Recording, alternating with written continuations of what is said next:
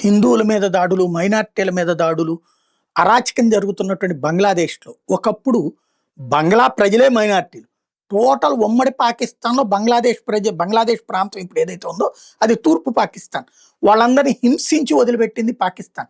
పాకిస్తాన్ సైన్యం దాడులు చేసేది, పోలీసులు దాడులు చేసేవాళ్ళు, కేసులు పెట్టేవాళ్ళు, అరెస్టులు చేసేవాళ్ళు, జైళ్లలో పెట్టేవాళ్ళు. రెండో పక్కన అక్కడ ఉద్యమాల్ని అణచివేసేవాళ్ళు. అలాంటి సందర్భంలో తిరగబడ్డటువంటి వాళ్ళకి తోడు నిలబడింది భారతదేశం.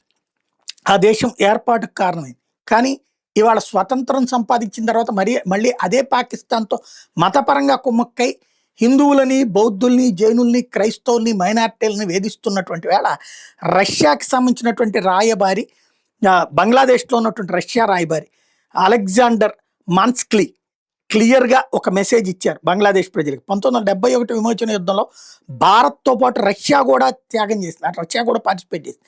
రష్యా చేసిన త్యాగాల్ని ఢాకా ఎప్పటికీ మరవద్దని గుర్తు చేశారు.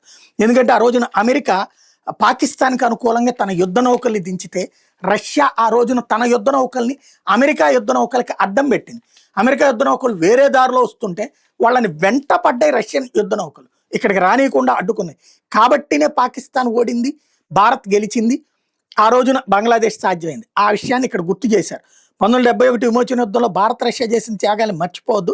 భారత్లో పెరుగుతున్న ఉద్రిక్తతలను సూనర్ రేదర్ దాన్ లేటర్ తగ్గించుకోవడానికి అంటే ఆయన సూచించుకొచ్చారు.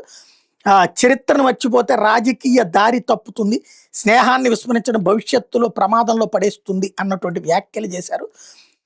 కీలకమైన భారత్ అట్టుండి లాక్కొస్తుంది. ఇప్పటికీ రష్యాకి క్లియర్గా సందేశం ఇచ్చినట్టయింది.